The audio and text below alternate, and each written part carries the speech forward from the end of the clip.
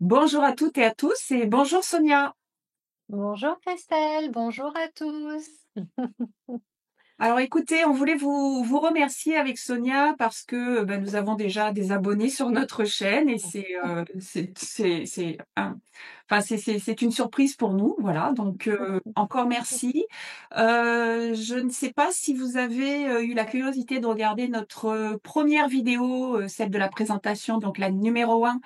Parce que nous vous avions fait, une petite surprise, un petit cadeau. Alors est-ce que tu peux parler de ce que c'était ce petit cadeau en fin de vidéo?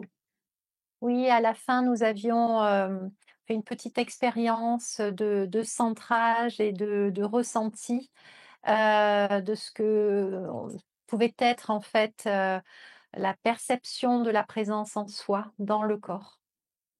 Donc effectivement, si vous avez eu la curiosité d'aller jusqu'au bout de cette vidéo, nous aimerions avoir vos retours. Voilà, pour savoir, ce que vous avez, ressenti ou conscientisé ou prise de conscience ou non, parce que c'est Oui. pas une injonction. Et puis également pour savoir si nous devons réitérer et faire ça d'une façon peut-être plus développée. Voilà.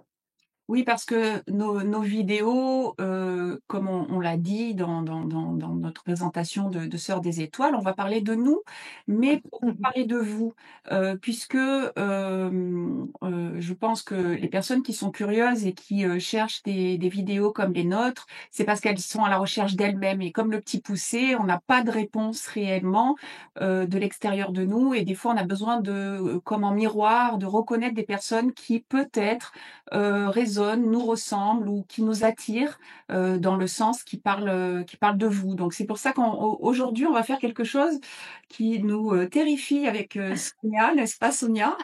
Oui, la preuve en est que nous avons eu plein de problématiques techniques avant de pouvoir nous connecter ensemble. Il y avait une lutte, hein, c'est-à-dire que même si on s'était dit: «Allez, on y va, on le fait, il est temps», ça fait, 50 ans que ça dure, donc presque, non, quand même pas, 40, plus de 40 ans que ça dure, donc on va y aller maintenant. Et bien, en fait, on a rencontré plein de difficultés, techniques et c'était vraiment des tests pour voir si on allait aller jusqu'au bout. Et cette fois-ci, on va aller jusqu'au bout, parce que vraiment notre slogan à toutes les 2, c'est: «On ne se cache plus». Et on ne se cache plus à nous-mêmes déjà, hein, et Oui. un petit moment, ça y est, qu'on se cache plus à nous-mêmes, mais maintenant, on ne se cache plus par rapport aux autres. Alors les autres, bien sûr, dans le sens large, vous tous, parce Mmh. que notre famille, évidemment, ils ont tout de suite compris qui nous étions et on nous Oui, ils ont eu avions un petit peu oui, de difficulté à trouver, des mots qui pouvaient, nous décrire en fait, oui. Mmh. c'est ça, mais maintenant, on n'a plus besoin de que les Mmh. personnes nous qualifient parce que nous-mêmes, nous savons déjà qui nous ne sommes plus. Mmh. Nous ne sommes pas nos pensées ni nos émotions. Mmh. Et donc on nous a, gentiment demandé de nous présenter aussi, nous 2 notre, relation, depuis l'enfance. Donc aujourd'hui on va essayer d'être clair, d'être assez limpide. Alors bon, Sonia parle avec sa Sonia est une poétesse, hein, donc Sonia parle avec, son langage, imagé, fleuri et moi je parle avec un langage, un peu plus différent, mais en définitive, nous sommes animés par, les mêmes énergies. Voilà. Donc je te laisse la parole Sonia. Alors comment nous nous sommes rencontrées toutes les 2? Alors, bon, il faut quand même préciser qu'on s'est pas du tout, concerté sur la façon dont nous allions chacune, présenter cela. Donc c'est vraiment quelque chose d'hyper, naturel. Hem, donc voilà, déjà il faut savoir ça, il y a rien de fabriqué, on n'a pris aucune note, on s'est pas consulté avant, à part sur les problèmes techniques. Donc voilà, ceci étant dit, comment nous sommes-nous rencontrés? Alors, je vais essayer d'être, un peu synthétique, mais quand même, il faut que je donne certains détails. Heu, donc je suis née avec, on va dire des perceptions, heu, déjà, très Déployées? particulières par rapport à voilà, par rapport à la norme, en tout cas par rapport à mon entourage, hein. Et donc j'ai eu, c'est vrai, des difficultés pendant longtemps à me faire comprendre et à comprendre en fait ce qui se passait en moi, autour de moi. et l'appréciation du réel a été un petit peu compliquée. Mais voilà, donc j'avais des perceptions, on va dire, fines depuis l'enfance. Et mes parents, ma famille, mon entourage, disaient que j'étais un petit peu, rêveuse parce qu'en fait, ils comprenaient pas trop de quoi je parlais quand je parlais, d'entités, d'entités, de personnes qui venaient me visiter, qui me racontaient des histoires, donc ils avaient l'impression que j'avais un monde imaginaire extrêmement nourri, mais moi je vivais tout ça de façon réelle, c'est-à-dire c'était vraiment ça existait. Et donc, un jour, à l'âge de, je sais pas, je pense que nous avions entre 8 et 9 ans, donc j'avais une petite copine, qui habitait à côté de chez moi, Delphine, qui a invité sa cousine Christelle à venir passer quelques jours chez elle et nous nous sommes rencontrés donc à ce moment-là, Christelle et moi, par l'intermédiaire de Delphine. Et nous avons donc, joué, hein, comme on fait à cet âge-là. Et à un moment donné, j'ai, perçu, la présence d'énergies, de couleurs. C'était des formes, qui m'apparaissaient intérieurement. C'était très coloré et avec la sensation que c'était, vraiment la famille. Et donc j'ai dit à Christelle, voilà, parce que je l'ai identifiée après, mais c'était vraiment la présence de Christelle qui avait provoqué cela. J'ai dit à Christelle et à Delphine que, des personnes, enfin des êtres lumineux, extrêmement lumineux, voulaient nous emmener, hem, pour, un long voyage, à la rencontre pour retrouver d'où nous venions, qui nous étions, pour retrouver en fait notre maison, notre famille. Et donc quand j'ai exprimé ça à Christelle et à Delphine, ça leur a fait évidemment très, très peur. Donc i à ce moment-là, je leur ai indiqué, je me souviens de ce détail-là, que, lorsqu'elles allaient aller se coucher, de toute façon, que c'était évident que ce contact devait avoir lieu et que lorsqu'elles iraient se coucher, elles auraient une espèce d'acouphène dans l'oreille, que leur oreille sifflerait et qu'à ce moment-là, ce serait l'indication que c'est le moment du départ. Mais qu'elles ne devaient pas s'inquiéter parce que en fait, elles reviendraient au même moment où Comme elles si étaient on était parties. partis. Voilà.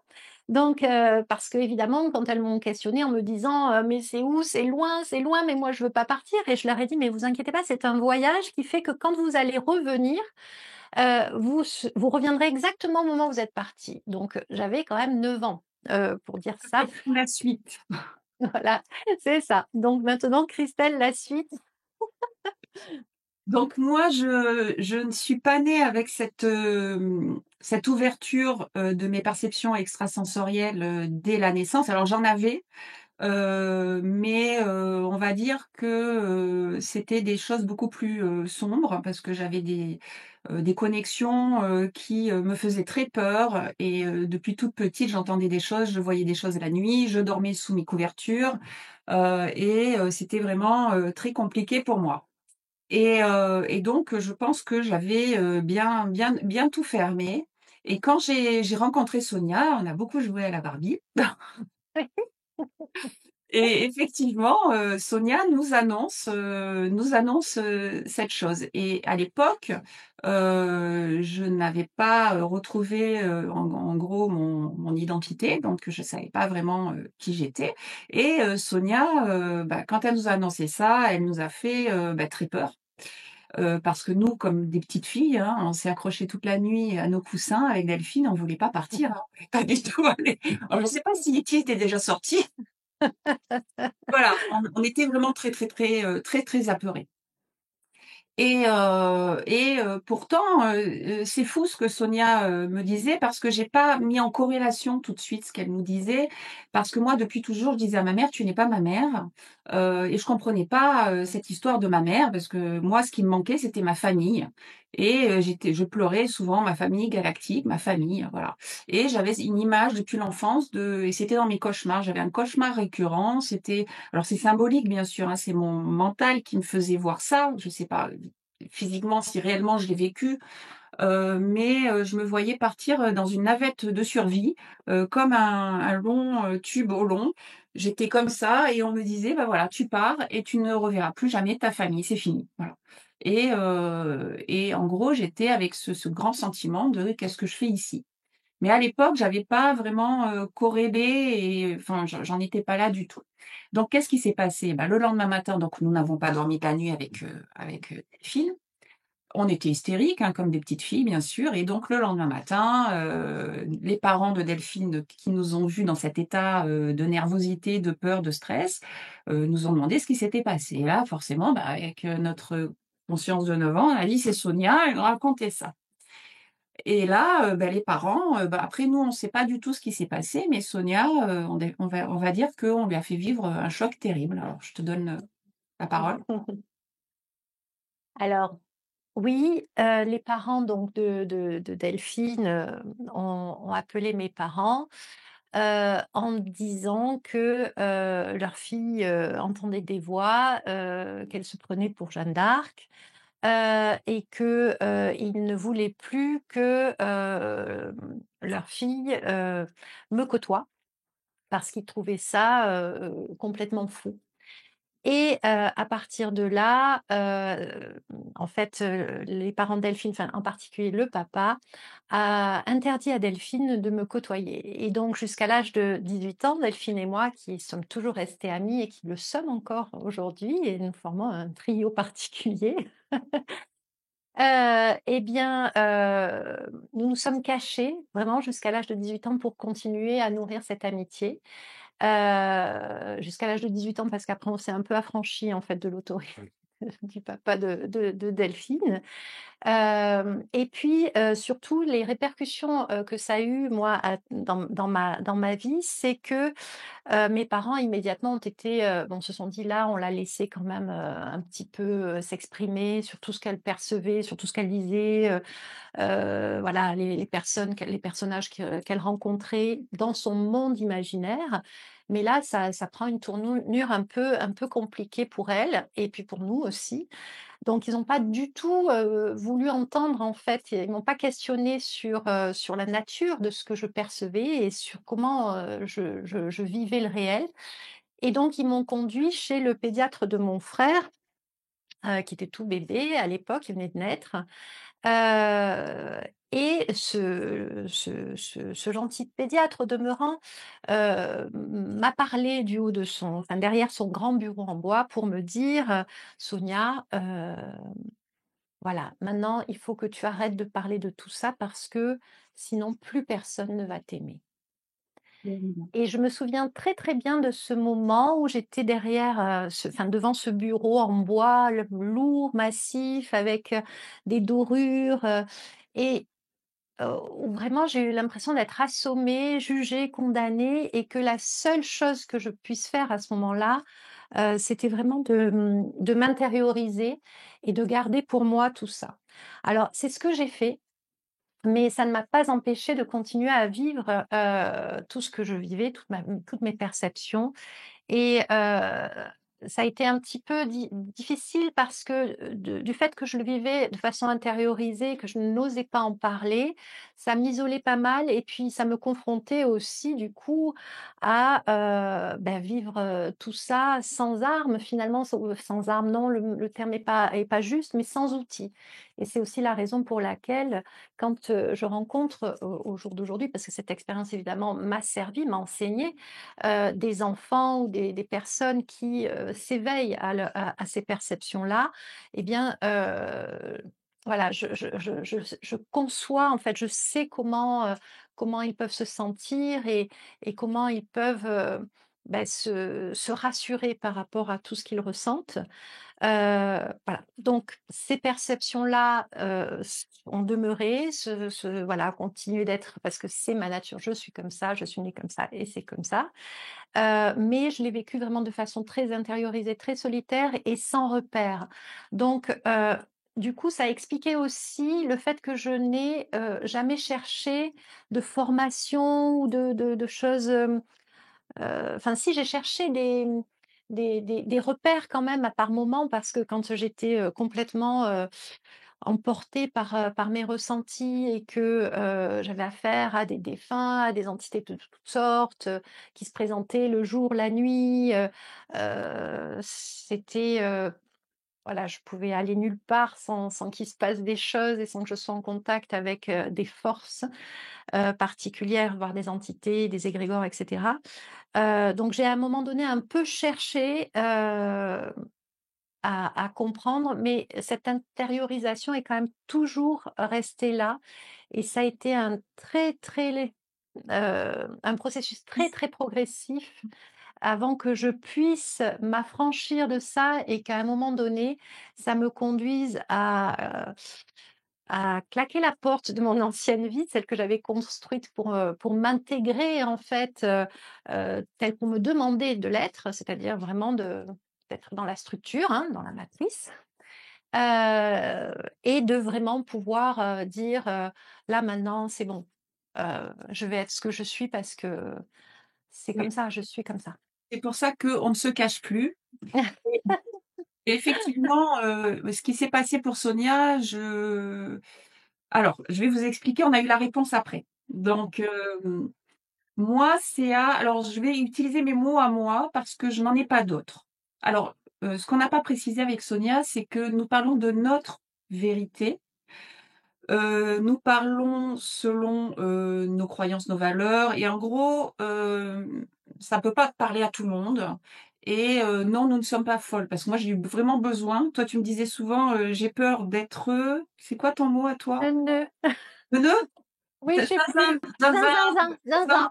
et moi, j'avais peur d'être folle, voilà. Alors à chaque fois avant de parler à quelqu'un, je disais: «Je suis pas folle, hein», mais j'essayais toujours de me justifier. Enfin, c'était très particulier parce que moi, j'étais, hem, avec beaucoup plus de couches aussi, de masques, hein, le masque social. J'avais beaucoup plus de masque social que Sonia. Sonia avait une pellicule de son personnage, qui était très fin. Moi, il était beaucoup plus, voilà. Donc ce qui s'est passé moi, c'est à mes 40 ans. Alors ça, j'ai compris ça après parce qu'en gros, ma conscience, donc moi-même, avait placé une borne de réveil à 40 ans, donc c'était en 2012 et en 2012, il y a eu beaucoup de choses qui se sont passées. C'est une borne de réveil pour beaucoup de personnes parce que dans l'énergie, il y avait beaucoup plus d'énergie de conscience, donc photonique, dans notre univers et ça a permis à plein d'individus comme moi, donc je vous rappelle, on parle de nous, mais on parle de vous. À ce moment-là, il y a eu des personnes d'un coup qui se sont, alors moi le mot c'est réactivé, je peux pas en donner d'autres. Maintenant j'ai compris, c'est mon ADN qui s'est réactivé, mon ADN originel. Donc je me suis réactivée et à ce moment-là, j'ai cherché. Ça veut dire que moi aussi, j'étais sans mode d'emploi, je cherchais comme le petit poucet des réponses et moi, c'est la physique quantique. J'étais à fond sur la physique quantique, j'ai cherché, j'ai fait des stages, mais c'était pas ça. En plus, moi, ce qui s'est passé, c'est que mon énergie a été déviée. Ça veut dire que quand je me suis réactivée, d'un coup, pouf, c'est comme si je m'étais recablée à mon énergie réelle, ma conscience et que, en guillemets entre guillemets, comme j'avais encore beaucoup de peur, de limitation, d'émotions, donc d'énergie matricielle astrale, à ce moment-là, mon énergie a été déviée vers l'ésotérisme. Ça veut dire que moi, un truc de fou, mais c'est moi alors c'est de la science-fiction, hein. J'avais des informations, quand je me suis réactivée, donc d'un coup, pouf, mémoire Toltec. OK. Mémoire essénienne, ça veut dire j'avais des images qui arrivaient, j'avais du son et j'entendais essénien, donc j'ai regardé sur internet, je savais pas ce que c'était essénien. OK. J'avais des mémoires égyptiennes, je travaillais, il y avait des dragons qui venaient, enfin, j'étais au travail, je travaillais dans un bureau, d'un coup des énergies qui s'ouvraient, des dragons qui arrivaient ou des énergies, des portails vibratoires avec des choses qui arrivaient comme ça, comme si j'étais une porte dimensionnelle, une porte des étoiles, enfin et avec mes peurs derrière donc alors là, j'ai tout eu, hein. J'ai eu l'Agartha, j'ai eu Shambhala, j'ai eu les maîtres ascensionnés, je les ai tous eus! La famille galactique, je les ai tous eus et là, parce qu'effectivement, moi ma comme Sonia, c'était ouvert, quoi. C'était open bar et comme j'étais, toute seule, pareil, je me suis raccrochée à ce que j'ai pu. Donc pendant quelque temps, effectivement, j'étais beaucoup dans spiritualité, ésotérisme. Bon, tout ça pour dire qu'à un moment donné, j'ai eu envie et j'ai dit à Delphine: Est-ce qu'on pourrait voir Sonia? J'ai très envie de voir Sonia». Et je pense que je devais avoir 42 ans, donc ça faisait 2 Oui, ans, c'est ça, ouais, c'est ça.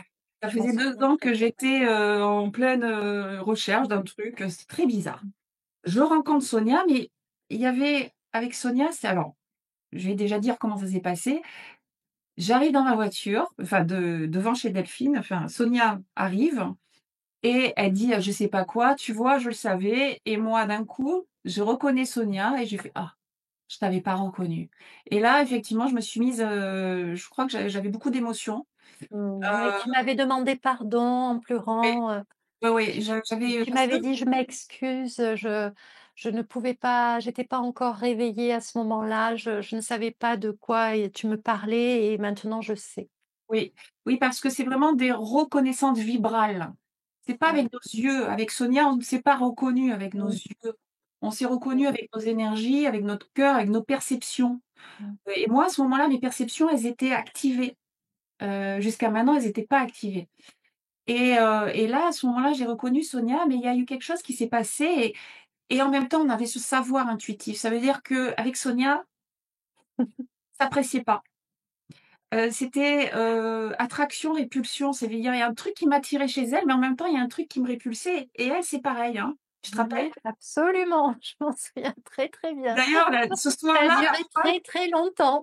oui, ça a duré longtemps, mais après on le savait donc bon Mmh, mmh. et en même temps, le 1er truc que tu m'as dit, tu sais, tu m'as dit, «Fais attention à ton ego». On me dit: «Fais attention à ton ego» et moi, ça m'a waouh, parce que l'ego, pour moi, c'était, s'en croire, hein, comme quand on est petite fille, hein. Christelle, elle s'en croit. Et en définitive, non, c'était attention à nos égos, c'est-à-dire à notre mental, à nos émotions, à nos croyances, à nos habitudes de pensée et en gros, c'était juste, c'était un message pour nous 2. Mais à l'époque, Sonia, elle me l'a dit à moi. Donc moi, pendant quelque temps, je me suis sentie coupable. Je me suis dit: «Oh mon Dieu!» En plus, quand je me suis réactivée, moi, je me suis vue. Je me suis vue et j'avais tous les défauts du monde et de la terre. Et je le disais à Sonia: «Mais attends, je les ai tous». Enfin, peut-être pas tous, mais j'avais quoi? J'avais l'envie, j'avais la jalousie, j'avais, enfin plein je sais plus, hein, il y en avait tellement. Comme si d'un coup, je m'étais moi cachée derrière, des identités fictives Oui, c'est ça, et c'est des ça. identités. Mmh. Et bon, on va peut-être pas tout raconter aujourd'hui, mais en tout cas, ce chemin a été très long. Pour qu'on arrive réellement à se reconnecter de cœur à cœur et à ressentir réellement qui nous étions toutes les 2. Alors bien sûr, on a fait ce travail de manière individuelle, moi pour moi, toi pour toi Mmh. et là, on sent qu'on commence à être en phase et ça, En c'est convergence, ouais. ouais et en reconnexion vibrale Mmh, et qu'est-ce que mmh, ça fait du bien. mmh. Alors je sais plus ce que je voulais dire. Ah, oui, j'ai eu, il y a pas très longtemps, on parlait, parce qu'on est tout le temps, en train de s'appeler. Parce que ça fait tellement de bien d'avoir une autre que soi. Ça fait tellement de bien de quand, Sonia me parle, je la comprends et quand, elle me parle, je la comprends même si elle exprime pas avec les mêmes mots que moi et waouh! C'est pas qu'on rejette les autres, c'est que ça fait du bien, c'est tout, c'est fluide, quoi. Et une fois donc on reparlait de ce traumatisme, hein, parce qu'elle a vraiment vécu un traumatisme terrible durant l'enfance et que je lui avais fait vivre. Sans le vouloir et là, ma conscience m'a donné l'info et là, excusez-moi, j'ai beaucoup d'émotions. Bah, je l'ai eu tout à l'heure, donc chacune son tour. En gros, c'est par amour pour, Sonia. Alors je dis «on», mais «on», je sais pas «on», hein, d'accord? Je mets «on», OK? C'est par amour pour Sonia qu'on a dû lui fermer son canal perceptif. Mmh. Mmh. Parce que Sonia était trop, étant enfant, ouverte aux 4 vents, on va dire, qu'elle pouvait se faire hacker, facilement, donc se faire, alpaguer, se faire être blessée et que, il fallait, lui fermer les écoutilles. Alors je je canalise, hein, quand je dis ces mots-là, et qu'en gros, par amour pour Sonia, il a fallu, la traumatiser. Mais c'est pas parce qu'on va pas tout traumatiser tout le monde, hein, c'est pas le but. Mais en gros, il fallait l'aider à, supporter la vie sur terre sans être trop ouverte aux 4 vents et donc voilà, c'était de l'amour.